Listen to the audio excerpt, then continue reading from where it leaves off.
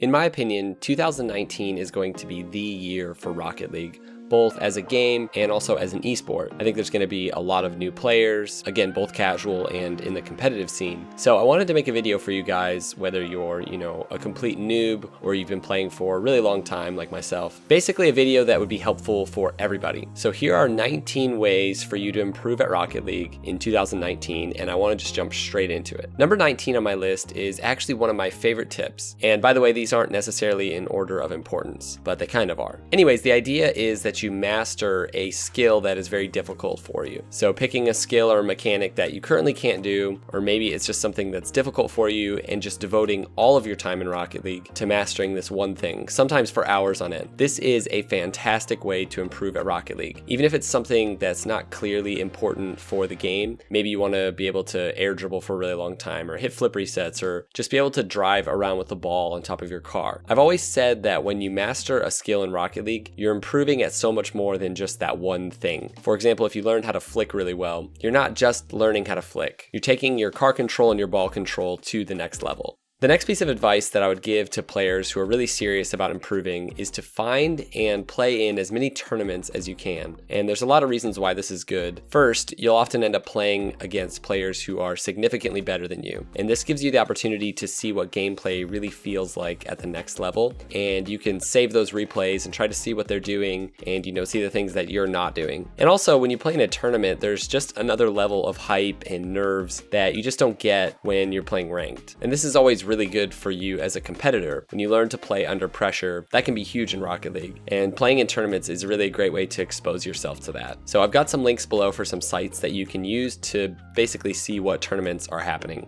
Number 17 on my list goes to the one thing that everybody's afraid of, or people just really don't want to do, and that is playing ones. I tell people this all the time in the coaching sessions that I've done. I can just see it in people's play style sometimes that this person needs to go play ones because it will teach them every mechanic that they're lacking. It'll teach you defense. It'll teach you how to read your opponent. Basically, ones is the way to up all of your mechanics. And it's interesting, a lot of people think that most players just don't understand how to rotate, or their ball chase, or they just have bad game sense. And the truth is that most players and most people really just need to improve their mechanics, whether it's those little aerials or ground shots, dribbles, speed and recovery. And also the weird thing about mechanics is that people think their mechanics are better than they actually are. People think they have this next level of mechanics that's in the next rank, and usually it's not true. It's pretty sad. But anyways, all of these things can be improved by just playing ones until ones is actually your highest rank instead of your lowest rank like it is for most people. This is really, really good advice. It's really hard for people to do because ones is a very lonely playlist, as my brother says. But if you really want to improve, it's a great option. Number 16 is one that's easy to say, but really hard to actually do. And that is to stop worrying about your rank and start focusing on just improvement. It's a way better approach to getting better and actually ranking up. And it's way more fun. It's a more fun outlook to have on the game. And I can honestly say that I'm finally to the point where I really don't care about my rank anymore. And maybe that's because I just hit GC not that long ago and I sort of reached that goal. But it's funny, I actually need to win 2 more games in GC and I'm struggling to get back into it. But I need those 2 games to get the actual Grand Champ tag, and I really don't care that much.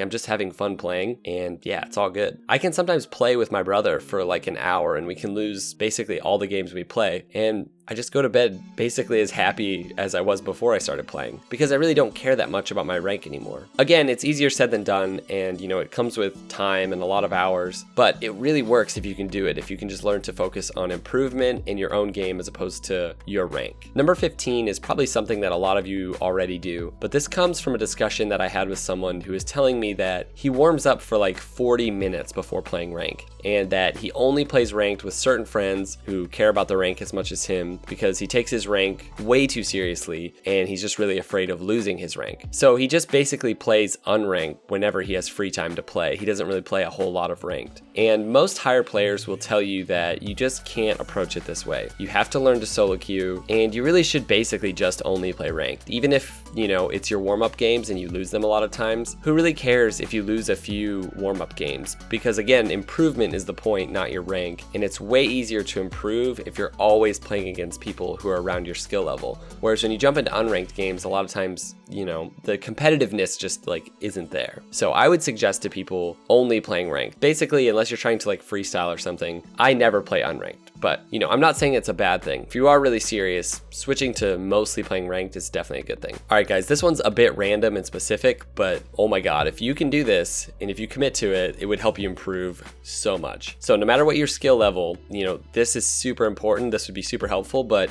it'll hurt, it may make you cry, it will make you feel inadequate, but it will definitely help you get better. So I've put links in these videos below. Depending on where you're at, you may be working on the drills in the first, second, or third of this trilogy of Rocket League videos. And this is what mechanics is all about, learning to master your control as a player. It's the difference between players like Justin and you and I. There is no better spent time in Rocket League than trying to do this stuff that Kevpert's talking about. And, you know, have fun with it, don't beat yourself up when you fail. Also, sleeping on these mechanics can really help you improve. You know, work on it for 30 minutes, go to bed, repeat that for a few days, and you'll get it in no time. All right, this one is a very overlooked aspect among gamers, but it's super important. If you can improve yourself as a person, as a human, that means taking care of your emotional and your physical well-being. You will be able to retain and perform the skills necessary a lot faster, whether it's Rocket League or baseball or learning to play the piano. Too many gamers think they're doing a good thing by staying up till 5 a.m. grinding, but you're really just not. Those are useless hours in a lot of ways. Go to bed, eat some real food, focus on improving and playing Rocket League for a few hours a day or whatever you do when you're alert, not at 4 a.m. when you're half asleep or when you're, you know, kind of losing your mind, and you'll improve way faster. Okay, this may seem a bit extreme, but I know that this would help a lot of people who are really serious about improving. So getting some sort of schedule where you plan out when you're going to train, when you're going to play ranked, when you're going to play tournaments, etc. Maybe you pick certain skills that you know you're lacking and you just set aside training hours to work on those skills. This could potentially help you, especially if it forces you to not just play ranked all the time and, you know, actually planning out what mechanics and skills that you want to work on and just having dedicated time where you don't play ranked, you don't play with your friends, you just train basically. So working on different types of shots and custom training is an awesome way to improve at Rocket League. Obviously, it has its pitfalls. These don't always, you know, simulate very well in real game situations, but it's great if you want to go work on a specific mechanic or improve in a specific area, or even work on your timing or your reaction time. Custom training gives you the ability to do some random thing that just really doesn't happen that often in game, so that when it does come up in game, you have a better chance of being able to pull it off. Number 10 is similar to number 14. The different skill-based maps in the Steam Workshop are amazing for those of you who want to push your mechanical skills to another level, or even just find a break from the normal pattern of playing ranked or training. And there's a bunch of really weird ones in there that are pretty hilarious, and some of them are really challenging. Even just working on your time for example, the dribble challenge, or seeing how long you can air dribble. These things are super helpful. Number 9 kind of shies away from the focus on mechanics to really learning rotations. Now, the best way to learn rotations is to have someone teach you, and, you know, we'll talk about that a little bit later. But one option is to check out Kevpert's old videos, basically going over what he calls basic rotation. They're fantastic, and if you're a bit confused in rotations, or you feel like you're just aimlessly moving around ball chasing, then this is for you. And again, I'll put a link for this in the description below. I'd say this is especially helpful for those of you who are in Diamond or lower. You know, at Champ, I think a lot of people will understand basic rotation, but it's amazing how many people in Diamond and Plat and lower don't really understand what basic rotation is. Number 8, try taking a break from the game. So I took my family on a vacation to Hawaii, and I didn't get to play Rocket League for about 9 or 10 days, and it was so weird coming back and even just hitting the ball around in free play. It actually kind of almost made me dizzy because I just hadn't played in so long, and it was the biggest break I'd had in Rocket League in, gosh, years. But once I got back and I started playing ranked again, it felt so good to be back after a break. Rocket League just felt fresh, I felt fresh, everything felt nice. So if you're in a rut or you feel like you just keep getting tilted, seriously, just consider taking a break, whether it's 1 day or 5 days or a month or whatever you need. Go have some other experiences outside of gaming. gaming and you'll come back refreshed, or you'll never come back at all. That could happen too. But I think taking a break is really important. I've heard a lot of pros and a lot of people say this. One option is to work on your mental game. And this is one that I think people overlook a lot. The mental side of gaming is super important. So if you're somebody who struggles with the emotional and the mental strain of competitive gaming, I would recommend a program called the MAC program. Now, it's not something that I've gone through personally, but I've watched a bunch of Weldon Green's videos and I know basically the concepts of it. And this isn't sponsored or anything. It's just a really great program created by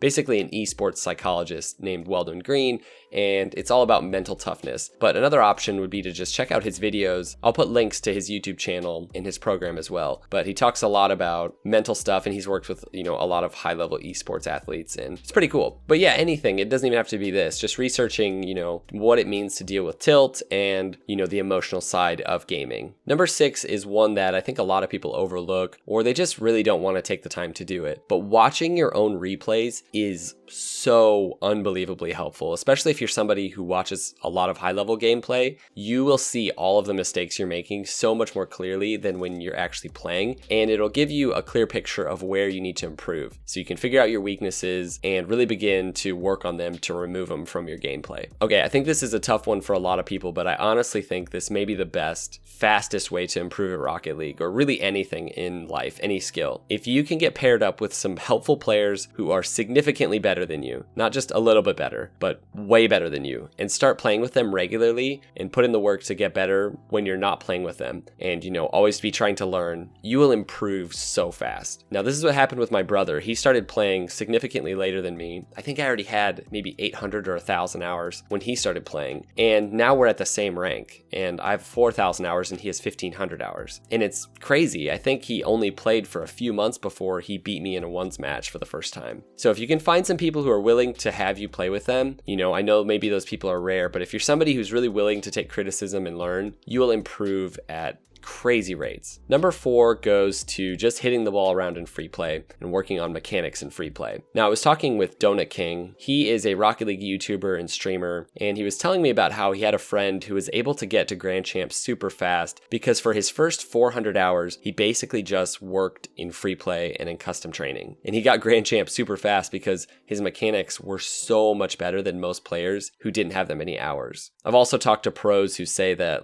they don't even really play ranked very much anymore. If they're on Rocket League, they're just in free play working on their mechanics. So you can never go wrong with free play. It's pretty much the best way that you can spend your time. All right, number 3 on my list is to watch players who are better than you, and not just one player. It's good to have different types of players to really see how people play at the highest level. It's also really good to watch things like RLCS, and keep an eye out for the little things that they do differently than you. With Squishy, for example, would be the way that he just keeps his pace up and is always supersonic, but yet he doesn't use a ton of boost.